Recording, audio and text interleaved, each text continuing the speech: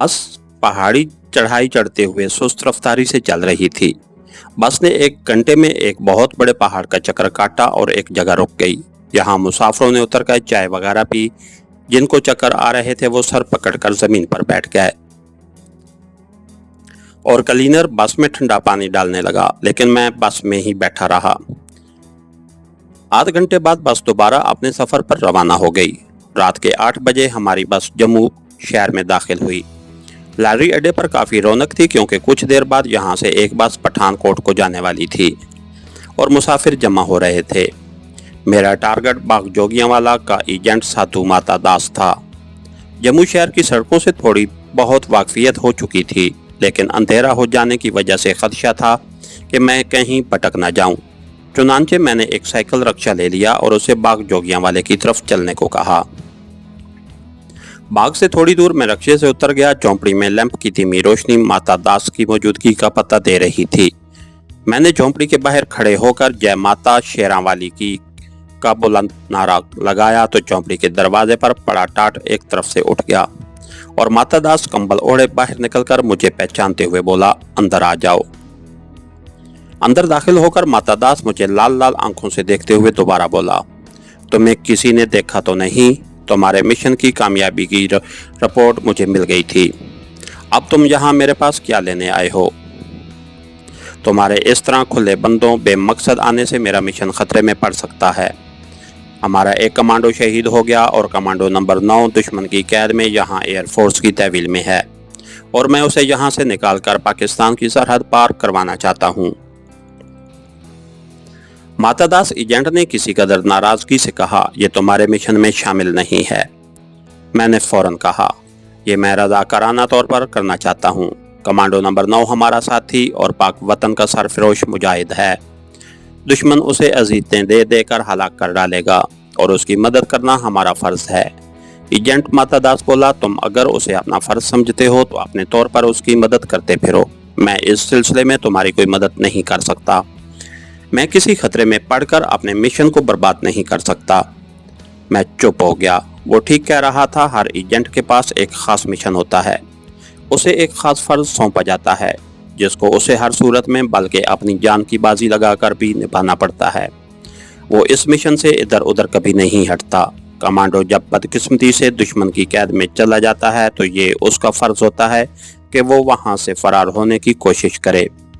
दूसरा कमांडो उसे बचाने के लिए खास तौर पर दुश्मन के इलाके में अपनी जान और अपने मिशन के ऑपरेशन को खतरे में नहीं डाला करता। लेकिन मैं अपने साथी कमांडो को भारतीय कैद से निकालने का अहद कर चुका था। मैंने माता दास से कहा, ठीक है, मैं इस ज़मन में तुमसे कोई मदद तलब नहीं करूंगा और तुम्हें इसमें मुलविस भी नहीं करूंगा, लेकिन तुम्हें इस सिलसिले में मेरी मदद करनी होगी। वो क्या है? माता दास ने पूछा।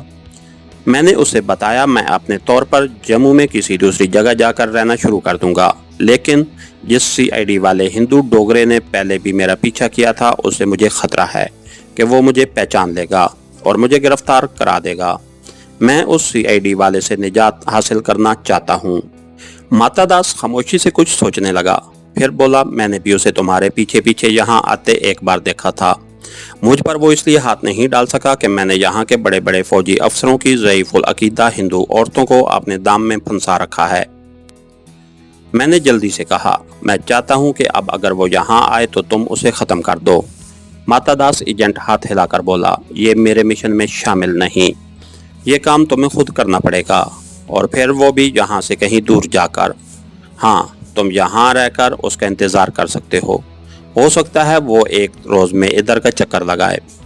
कभी कभी वो मेरे डेरे पर माथा टेकने आ जाता है। शायद जम्मू सीआईडी ने उसे मेरी निगरानी पर लगा रखा है। ये तजवीज़ मुझे पसंद आ गई। माता दास बोला, लेकिन शर्त यह है कि तुम दिन भर मेरे झोंपड़े के अंदर ही रहोगे।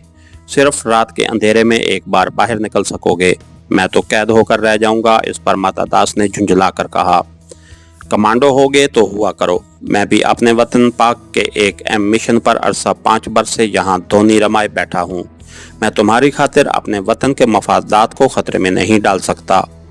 अगर तुम्हें मेरी शर्त मंजूर नहीं है तो यहाँ से चले जाओ और फिर कभी मेरे झोंपड़े का रुख न करना। मैं समझ गया कि वो ठीक कह रहा है। مجھے اپنا رضاکارانہ مشن بھی عزیز تھا۔ میں اپنے کمانڈو ساتھی کی ہر حالت میں مدد کرنا چاہتا تھا۔ چنانچہ میں نے اس کی شرط منظور کر لی۔ رات میں نے وہیں جھونپڑے میں بسر کی، دن کو بھی وہیں پڑا رہا۔ یہ تو میرے قید کا دن تھا۔ ماتا داس خود جھونپڑے کے سامنے آسن جما کر بیٹھ گیا۔ کسی کو جھونپڑے میں جانے کی اجازت نہیں تھی۔ اپنے چیلے کو اس نے جنگل میں کوئی خاص قسم کی جڑی بوٹیاں لانے کو بھیج دیا تھا۔ دن گزر گیا، رات ہوئی تو اس نے جھونپڑے میں آ کر مجھے بتایا کہ CID والا نہیں آیا تھا۔ میں نے مایوس ہو کر سر جھکا لیا۔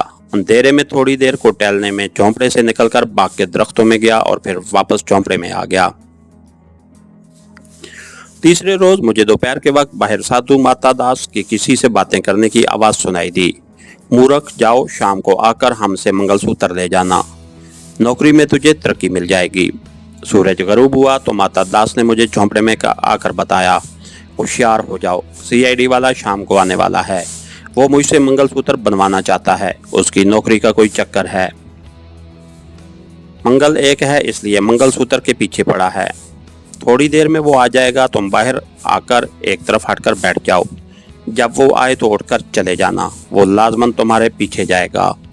باغ کے پیچھے گندے نالے کے نشیب کے پاس ایک انتھا ویران کنواں ہے۔ آگے تم سمجھ گئے ہوگے کہ تمہیں کیا کرنا ہے۔ خبردار، لاش باغ میں یا گندے نالے میں مت پھینکنا، نہیں تو مجھ پر مصیبت نازل ہو جائے گی۔ اب باہر آ جاؤ۔ میں بڑا خوش ہوا اور جھونپڑے سے نکل کر اس رخ سے آلتی پالتی مار کر بیٹھا کہ باغ کا گیٹ مجھے صاف دکھائی دے۔ دن کی روشنی آہستہ آہستہ کم ہوتی گئی۔ سورج نے کشمیر کی پہاڑیوں کے پیچھے اپنا چہرہ چھپا لیا تھا۔ شام کا اندھیرا اپنے پر پھیلا رہا تھا۔ سادھو ماتا داس مجھ سے 4 قدم کے فاصلے پر جھونپڑی کے بالکل سامنے آسن جمائے بیٹھا تھا۔ اس کا کرمنڈل قریب ہی پڑا تھا۔ باغ کے گیٹ میں ایک دبلا پتلا آدمی داخل ہوا۔ وہ جھونپڑے کی طرف آ رہا تھا۔ میں نے اسے ایک ہی نظر میں پہچان لیا۔ یہ وہی ڈوگرا ہندو CID تھا۔ ابھی اس نے مجھے نہیں پہچانا تھا۔ میں نے اپنا چہرہ سیدھا کر لیا۔ اس کے ہاتھوں میں جو اور گیندے کے پھول تھے۔ قریب پہنچ کر جو ہی اس کی نظر مجھ پر پڑی، وہ ٹھٹک کر رک گیا۔ اب اس نے بھی مجھے پہچان لیا تھا۔ کشمیر کے پل کی تباہی کا یقیناً اسے بھی علم تھا اور میں اس کا سب سے بڑا شکار تھا۔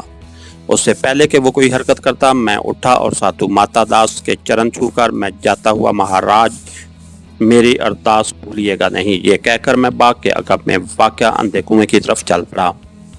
کچھ دور چلنے کے بعد میں نے گردن گھما کر پیچھے دیکھا۔ CID والا میرا تعاقب کرتا چلا آ رہا تھا۔ سردی اور شام کا اندھیرا بڑھ جانے کی وجہ سے باغ میں ویرانی سی چھا رہی تھی۔ کہیں کوئی آدمی نظر نہیں آ رہا تھا۔ میں گندے نالے کی طرف سے ہو کر اندھے کنویں کے پیچھے آ گیا اور کنویں کی منڈیر کے پاس اگی ہوئی جھاڑیوں میں چھپ کر بیٹھ گیا۔ تھوڑی دیر میں CID والا بھی وہاں پہنچ گیا۔ وہ بڑی بے چینی سے ادھر ادھر دیکھتے ہوئے مجھے تلاش کر رہا تھا۔ میں چاہتا تھا کہ وہ مزید آگے جائے اور پھر حسب خواہش اس CID والے نے چند قدم اٹھائے اور جھک کر اندھے کنویں میں دیکھنے لگا۔ کے ساتھ ہی ہماری آج کے ایپیسوڈ کا اختتام ہوا۔ کہانیکار چینل کو لائک کیجئے، سبسکرائب کیجئے اور بیل آئیکن کو پریس کر دیجئے تاکہ ہر آنے والی نئی ویڈیو آپ تک پر وقت پہنچ سکے۔ شکریہ۔